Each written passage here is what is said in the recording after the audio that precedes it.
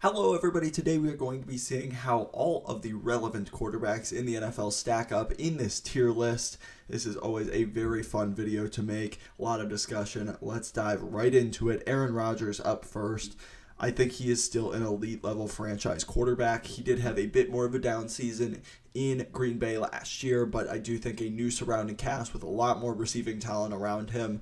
Obviously, he didn't have Devontae Adams last year. I do think that showed. He has a lot more receiving talent this year. Garrett Wilson. I think that we are a little bit too far on the Aaron Rodgers discourse of saying he's washed or things of that nature. It was just 2 years ago that he was a back-to-back MVP. I still think he's an elite level franchise quarterback. Up next, Andy Dalton. I think he is pretty much the definition of a replacement level prospect at this point. If he's your starter, he's fine. He actually played decently well for the Saints last year. I thought he did some pretty nice things, but in a lot of ways, if he's going to be your starting quarterback, you better have some kind of hope for a better quarterback for the future. Right now for the Panthers, obviously they have Bryce Young.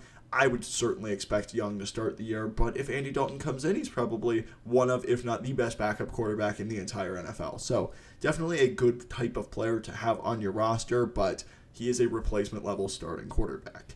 Next, we have Jalen Hurts, going to move him. We are going to rank within the tiers as well. I do think he is an elite level franchise quarterback, proved to be one of the best in the league last year. I do think he has a great supporting cast, and I think that absolutely has to be considered, but based off what he did last year, he is absolutely considered one of the better quarterbacks in the entire NFL. I don't think that's debatable at this point. He's just a fantastic runner. I thought he showed some great strides in the passing game over the past couple of years, has truly gotten better every single year, back since he was at Alabama and then Oklahoma and coming into the NFL as well. I think he just continues to grow and add new elements to his game, and he is very clearly an elite franchise level quarterback in my mind. Next, we have Anthony Richardson. He's very much just a very interesting prospect at this point. Obviously, hasn't played a game yet. Most of the rookies probably going to be in that general area, but with Anthony Richardson specifically, he is incredibly intriguing. He may or may not be the starting quarterback for the Colts week one, but I absolutely think he is going to get his shot at some point this year. Shane Steichen, I think, will do a very good job making the scheme a little bit easier for Anthony Richardson, using some of those elements that he used with Jalen Hurts to really make him successful. You know, he's probably the most physically gifted quarterback perhaps to ever play with his size, speed, arm combination. He is a very interesting prospect. We will have to see where he ends up later down the road on this list, but definitely tons of upside. Next, we have Bailey Zappi. With Zappi, I'm just not super duper high on what he can be. I think he's shown already that he would just be a replacement level starter. I think that there's not a massive gap between him and Mac Jones, but I will say that I do think that Zappi is just very limited when it comes to his ceiling. I think at best he'd probably be a game manager quarterback that can do some nice things when he comes in and spot starts or something of that nature there. But I think if he is your long-term starter, you're going to be looking to upgrade. So that's pretty much the definition of a replacement level player. Moving to Zach Wilson. Zach Wilson is a less interesting prospect at this point. He is pretty much flamed out. Going into his third year at this point, things just don't look good for Zach Wilson. His team already has given up on him. They upgrade by getting Aaron Rodgers in the building. The upside is still potentially there for Wilson to eventually figure it out, but I absolutely wouldn't bet on it. I do think he has the traits, he has some upside, but he's definitely a less interesting, less intriguing prospect that I really don't expect to ever be a quality starting quarterback in the NFL. Next, we have Baker Mayfield. Baker is just one of those players that is also replacement level at this point.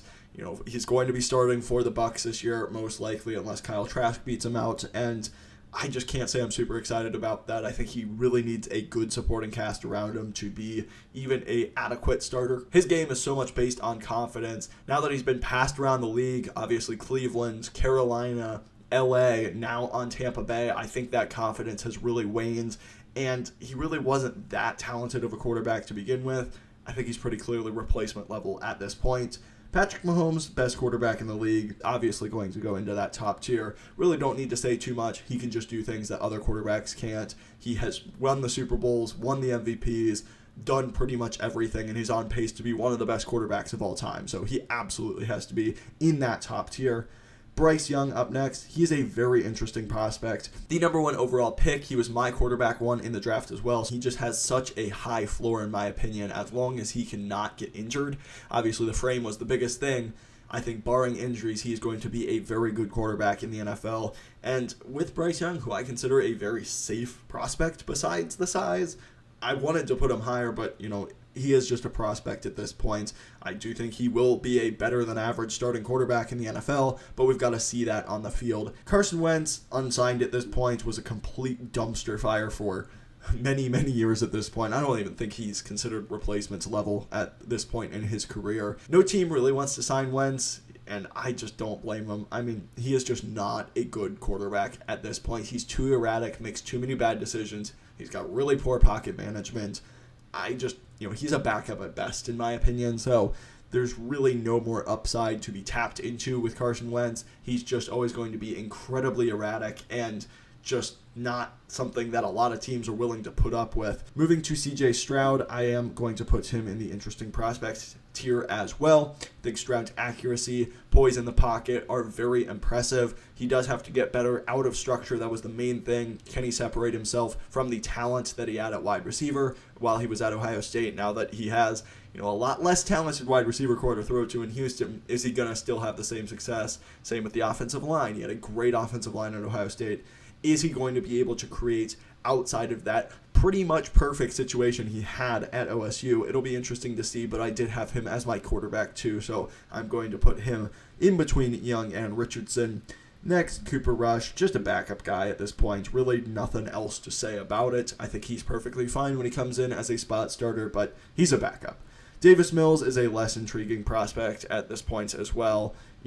If he's ever going to be starting for another team, it's probably going to be spot start, replacement level at best. He's still young. He's still got, in theory, some upside, but definitely think there is not a whole lot of interesting pieces to Davis Mills' game to really still unlock. Now, Deshaun Watson is probably the toughest to put on this entire list because the last time we saw him play a full season for the Texans, which is almost 3 years ago at this point, he was an elite level quarterback. He would be in the elite franchise quarterback tier. Obviously didn't play at all 2 years ago. Last year, suspended most of the year. When he came back, he was pretty terrible, to be honest with you. Jacoby Brissett well outperformed him. I'm going to put him in good scheme dependent at this point. It's really, really tough to say. Based on what he showed last year, he should probably be a replacement level quarterback. Based on what he showed 3 years ago, he would be elite franchise level quarterback. So we're going to put him right in the middle at this point. It's just very, very tough to say where he will be at. And for right now, I'm just going to put him in that tier because there's just a lot of unknown around that.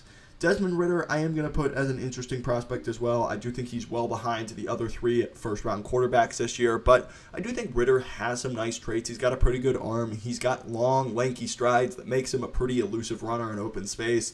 I don't think he's going to be asked to do a whole lot in Atlanta this year. I think they're going to heavily rely on the running game, but I do think he could be a piece in that. Really didn't play much enough to really sway my opinion one way or the other. He's very much still a prospect. He's almost as new as these other rookies into the league, so I think he definitely still has to be considered in that tier. Up next, we have Gardner Minshew. I do think he is a backup. If he's ever going to be a starter for you, it's probably going to be in a bridge situation. I do think he is potentially one of the better backup quarterbacks in the league for sure. He just doesn't have the physical tools to really make it as a starter. His arm isn't super big. He's not the most athletic. He's not the most mobile, but I do think that he can give you some really good play. If your starting quarterback needs to come out for 4 weeks due to an injury, I think you can survive with Gardner Minshew at the helm. If, like the Colts have, you need somebody that can start the first month of the season before your raw rookie takes over, I think he's absolutely a great option. I do think that you could put him in the replacement level tier. It's just, if he's ever starting for you, it's probably not going to be for long term. So I do think he is a long-term career backup. Then moving to Geno Smith, I think based on what he showed yet last year, he is very clearly a good starting quarterback in the league. It was one of the craziest redemption arcs that we've seen in the NFL recently, but Geno Smith really just kind of figured it out with a good coach around him that really believed in him, a good supporting cast with good wide receivers. He now adds Jackson Smith and Jigba to that mix. I think they've got a good running game, great coach in Pete Carroll. Really impressed by what Geno Smith did last year. I think he's very clearly a good starting quarterback and very much deserves to be in that tier. Next, we have Hendon Hooker. And I will say that, for me personally, Hendon Hooker is a less interesting prospect. I was a little bit lower on Hendon Hooker, had a late third, early fourth round grade on him. And that was partially because of his injuries and his age, which I think are a huge part of this less interesting prospect.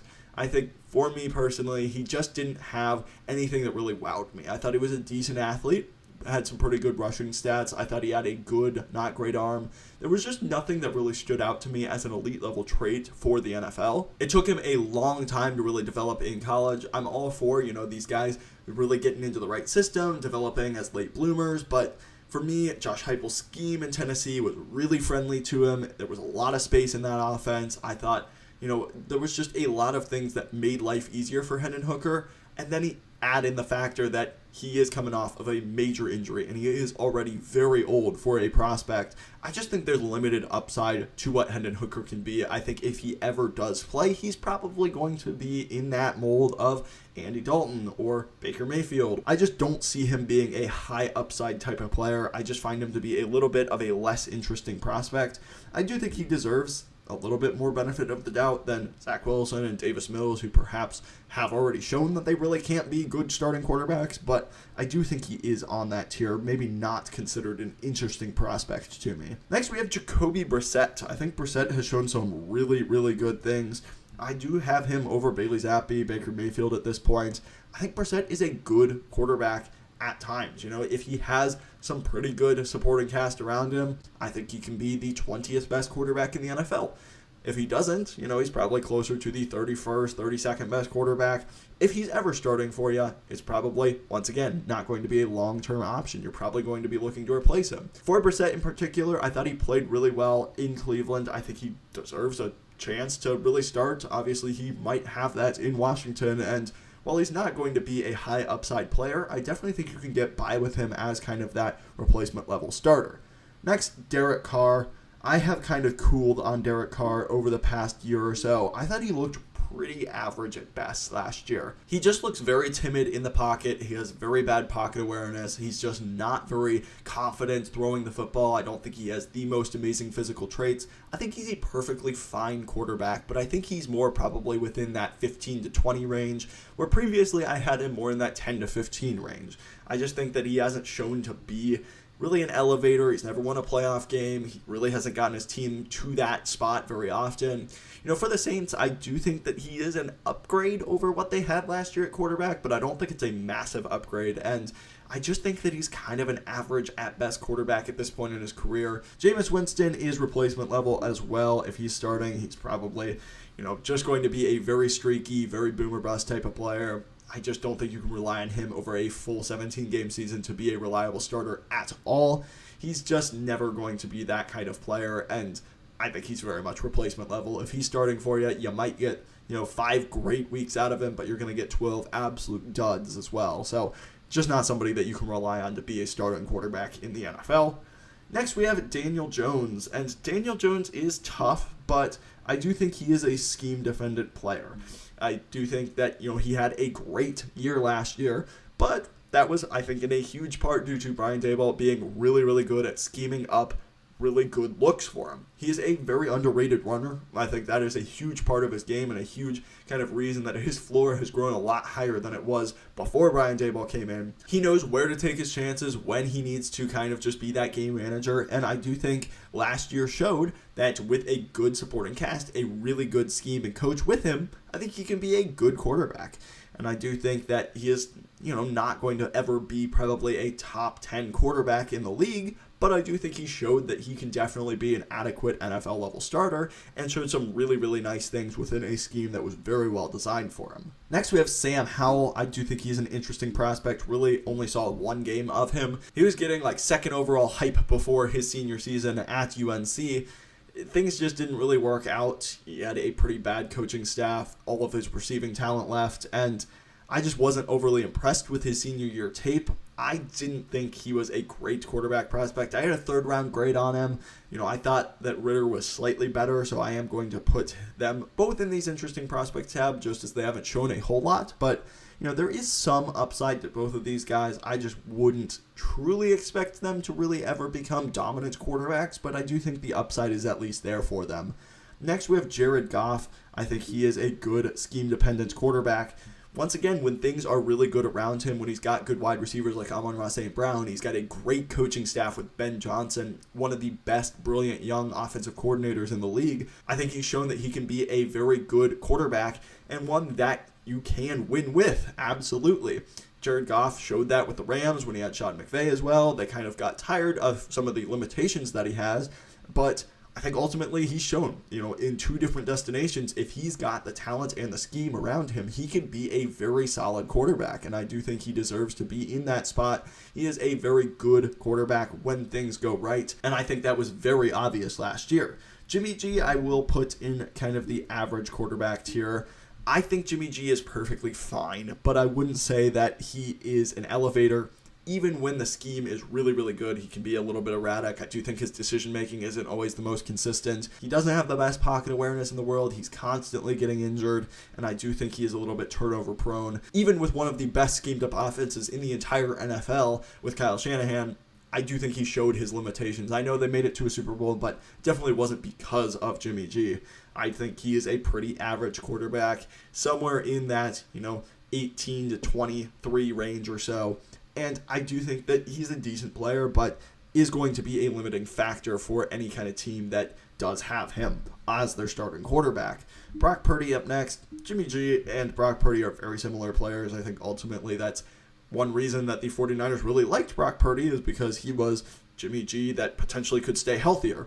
Now, Brock Purdy did get hurt at the end of last season, but I do think they're both just average quarterbacks. Purdy, had some fantastic stats, but it was a relatively small sample size. I think with one of the best schemes in the NFL for making quarterbacks' life very easy, I think he is going to be a very solid average quarterback, and that might be what the 49ers need, but I will say I still think that he has some limitations. I wouldn't put him in the upper echelon of quarterbacks, although he did put up some good stats. Perhaps if he does it on a bit more consistent basis, I can move him up this list a little bit, but I still just think there is some limitations to what Brock Purdy will be.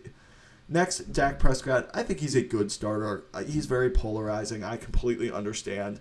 I do think he is very reliant on the good supporting cast around him. You could maybe make the case that he is scheme dependent, but I just think he is a good quarterback. When things are good around him, I know he had a lot of turnovers last year, but in general, his turnover rate hasn't been super concerning. He needs to win the big games. He needs to be more consistent in the playoffs. But I think if he wasn't the quarterback of the Dallas Cowboys, he wouldn't get nearly the amount of hate that he does receive. You're not usually winning in spite of him. You're not usually winning because of him. I just think he is a good starter. Really, the best in the league and the elite franchise quarterbacks are really the only ones that you are consistently winning because of. And I think the good starters, the scheme-dependent guys, are generally guys that you win with, not necessarily in spite of, but they're still good players. And I think Dak Prescott is absolutely that. Next, Joe Burrow. I think Burrow is one of the best in the league. Undoubtedly, he has great weapons around him, but he is immensely talented, probably the most accurate quarterback in the entire NFL. And I just think that his precision, his accuracy, his timing, his understanding of defenses, where to go with the football. Zach Taylor and this Bengals offense put a lot on Joe Burrow's plates, and he has really exceeded, I think, every one of their expectations over the past few years. Completely changed the course of the Bengals franchise, has brought them to 2 AFC championship games in 2 years, and I definitely think he deserves to be in that conversation for the second best quarterback in the league for sure. Joe Flacco up next. At this point, he's old, he's aging, he's nothing more than a backup quarterback. There's not really too much to say about what Flacco can be. If he's spot starting for you, you're probably not going to be in super good shape that week. Josh Allen, another really, really good quarterback. He's one of the best in the league. I do think Burrow is just a little bit more consistent. Allen's highs are much higher, but I think his floor is a lot lower as well. He just makes insane plays, especially with his legs. He's a little bit more of a dynamic athlete than Burrow for sure. He can be a true weapon in the running game. His arm is more impressive than Burrow's as well, but he is less accurate. He does turn the ball over more. He puts the ball in harm's way too often. I am going to take the consistency of what Burrow is over Josh Allen, though I do think the argument is completely there for 2 and 3 between those guys. Next up, we have Justin Fields. I know that he has had some struggles, but I do think within the right scheme, he is a good quarterback. He has a great arm, and I do think that he needs to be a much more consistent passer. That much is obvious, and I completely understand. As a passer, he has a long way to go, going through progressions, consistently putting the ball on target, on time, and really just kind of speeding up that whole process because it hasn't been fast enough, it hasn't been consistent enough. But his wide receivers are much better this year, his offensive line should be better this year as well, and he might be the best running quarterback in the entire league as well. Had over 1,000 yards last year. Within a scheme that really can kind of play into that, I do think he can be a truly dynamic weapon at the quarterback position. He has kind of a big question mark because his passing probably puts him at replacement level, to be honest.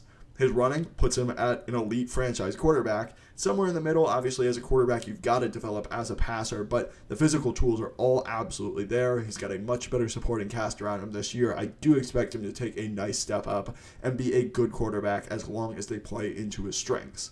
Next, Justin Herbert, one of the best quarterbacks in the league as well. I think he has the ability to make every throw on the field. He's got good pocket presence. He's a great decision maker, very accurate. He really just kind of needs to get over that hump when it comes to team success. Ultimately, I really do think that will push him into the arguments for one of the best quarterbacks in the league, perhaps, that very top tier.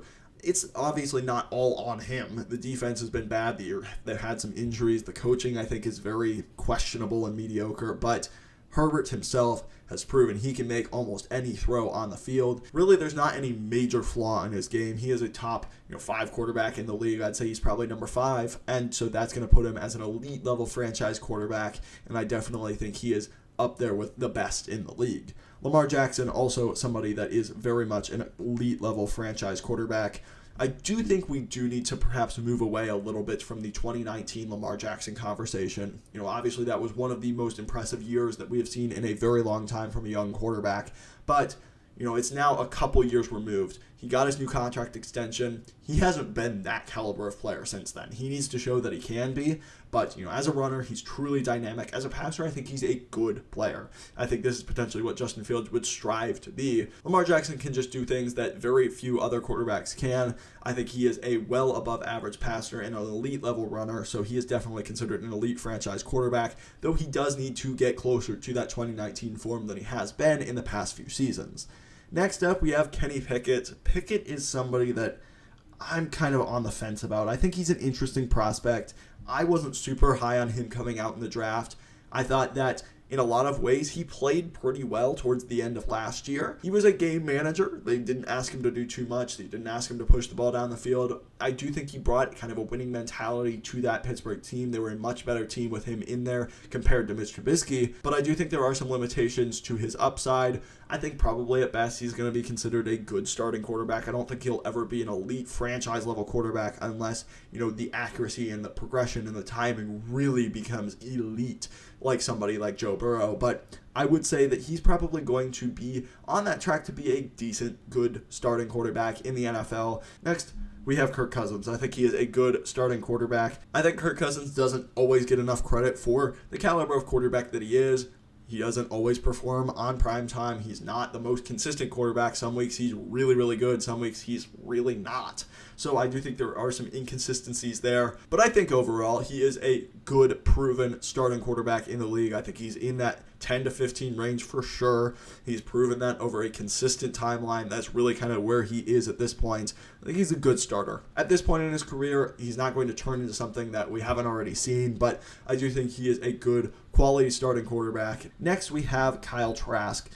I think he is a very uninteresting prospect. I was very low on him coming into the draft just a few years ago. The Buccaneers drafted him in the second round. I thought he was a day 3 pick. I did not think he had the arm, the velocity to really kind of rip it into tight windows. Just to be straight up, didn't think he had an NFL caliber arm.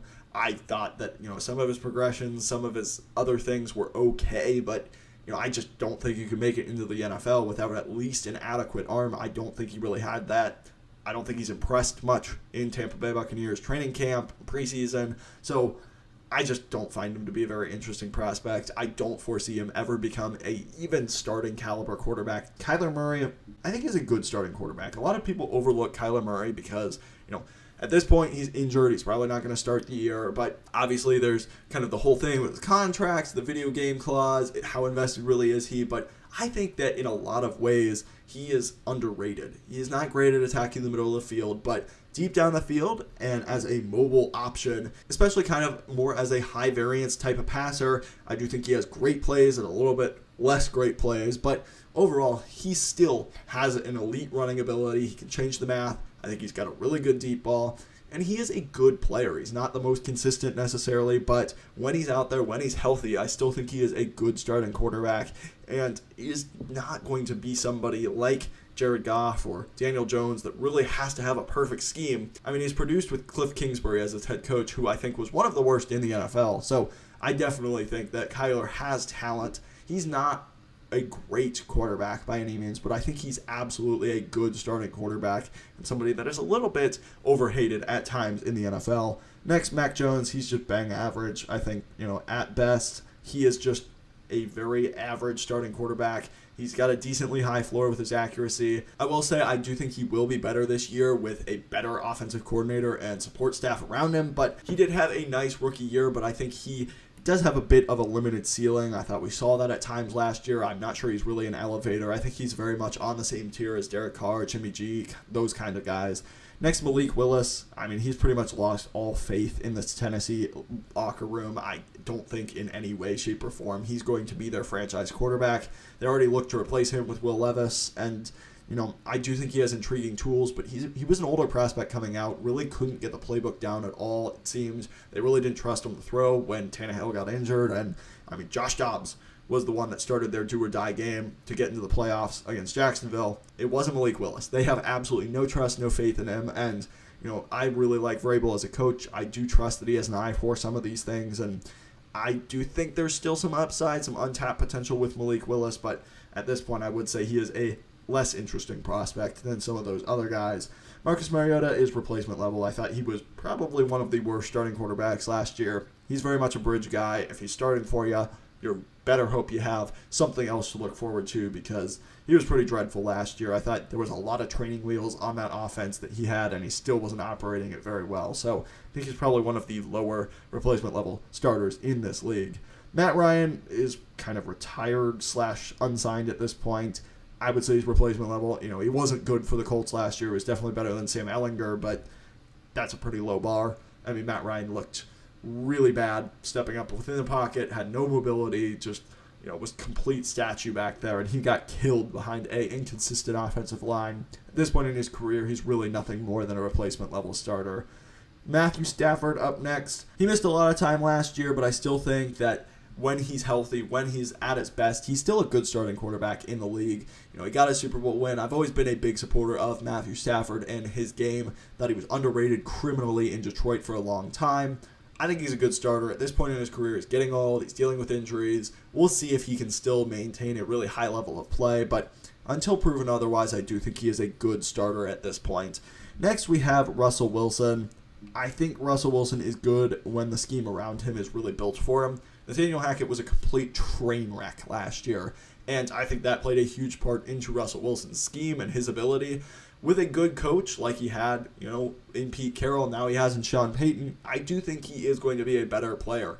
You cannot ask him to throw over the middle of the field. You have to ask him to be a little bit more of a deep shot, short kind of player that I think that with his limited mobility as he gets older, his game is kind of devolving in a little bit of a way. He really kind of can't escape the pressure and throw it downfield on the run like he used to in Seattle. I do think within a good scheme, he could still be a solid quarterback, but based on what he showed last year, he was very replacement level. I do have high hopes that he can get much better with better coaching staff at the helm, but I still wouldn't expect him to be one of the better quarterbacks in the league. Skylar Thompson, very uninteresting prospect to me. He's young. He's started the playoff game against the Bills. He showed some nice things as a runner here and there, but to me, he is very much just a backup caliber player that is a little bit younger, so I do want to give him the benefit of the doubt to potentially develop into something. Mr. Trubisky is just a backup quarterback. At this point, if he's starting games for you, it's a problem. He's got some mobility. He's got the arm talent. He's just too inconsistent, too turnover prone, and not really worth at all a starting spot in the NFL. Ryan Tannehill up next. I do think he is a perfectly average quarterback at this point. I think in a lot of ways, people overlook Ryan Tannehill because he's just very average. But the Titans have had a lot of success with him at the helm. I do think he's a decent quarterback when the scheme is well built for him, when he is asked to, just run play action, find his guys on crossing routes, deep digs, things of that nature. I think he can be a very solid quarterback. He is getting a little bit up there in age. He needs to stay healthy. I do think with Will Levis coming in, there is a succession plan in place as they look to try to move off of him. But overall, still a very average quarterback. I think you could do a lot worse than Ryan Tannehill. Sam Darnold, at this point in his career, is replacement level. We'll see if he ever kind of turns into something. I do think that if anybody could make him a good quarterback, it's probably Kyle Shanahan. So maybe he will move up the list and have a very good season. He's still got the physical talent, but he just has not figured it out. He's had 2 teams to do so that believed in him as a starting quarterback, gave up assets for him, and just hasn't proven it. So I just think he's very much replacement level at this point, as is Taylor Heineke. I think Heineke always brings some really interesting, fun play to watch. He's incredibly aggressive. He's a gunslinger. He lets his guys go down, give them chances to make plays, but he's very turnover prone. He's very much limited when it comes to his arm strength, his talent, things of that nature there. So I think he's very much replacement level. He's fun to watch, but not going to be a long-term starter by any means. Next, Trevor Lawrence. I think he has already propelled himself into this elite franchise quarterback tier for me. One of the most hyped up prospects ever, and I think in year 2 with Doug Peterson, he's already starting to kind of figure things out and really kind of build himself into that image. He is just one of the better, more talented quarterbacks in the league. I thought he showed some really nice things. He's an underrated athlete, great arm. I do think that he needs to clean up his decision-making a bit, but overall, he really showed some great things. I think the Jaguars are extremely happy that they have him at the helm. He's going to be, one of the better young quarterbacks for a long time, I think. Next, Trey Lance. At this point, he's a less interesting backup. I do have hopes that potentially he could turn into something with that natural talent, but just doesn't feel like the 49ers are very committed to him. It's 1 foot in, 1 foot out on Trey Lance for sure. They might trade him at some points depending how Darnold or Purdy look. Really didn't play much his rookie year, was injured all of last year besides the very first game. So it'll be interesting to see what Trey Lance eventually turns into. I think he's interesting, but at this point, going into year 3 really hasn't shown much of anything at all. The 49ers don't seem overly committed to him. He's probably going to be in that less interesting tier. Tua Tagovailoa next. I think he's a good starting quarterback. The scheme definitely helps him. It's all about staying healthy. He has a great supporting cast. I think you could put him in that scheme-dependent tier personally. I do think that he is helped a lot by the space created and the wide receivers he has within that offense. But he has earned the benefit of the doubt in my mind. He's incredibly accurate, very good at timing, and he's a perfect quarterback for Tyreek Hill and Jalen Waddle, who really get so much separation. They just need that ball on time, on target, so they can get the ball in their hands and run, and he does that very, very well. Next, Tyler Huntley. I think he is a replacement level player. He showed some decent things for the Ravens when Lamar Jackson was hurt, but I don't think that he is ever going to be a starting caliber quarterback. I think he's fine as a backup, one of the better backups in the league, but if he's starting games for you, you better hope your quarterback comes back from injury rather quickly. And then we have Will Levis. I think he's a very intriguing prospect. I did have a higher grade on him than I did Kenny Pickett. I do think based on what Pickett showed last year, I will have him ranked above, but I really liked the upside of Levis, I will say. I do think that this year he's not going to play much at all, but I do think Levis was overhated a bit. I would have taken him as a first-round quarterback, so I do really, really like the upside of what Levis can be for the Titans at some point down the road. That's going to be my quarterback tier list. Who did I have too high? Who did I have too low? Let me know your thoughts down below. If you like this kind of content, please hit that subscribe button down below. On the quest to 1,000 subscribers would truly mean a lot for your support. Thank you so much for watching. I'll catch you in the next one.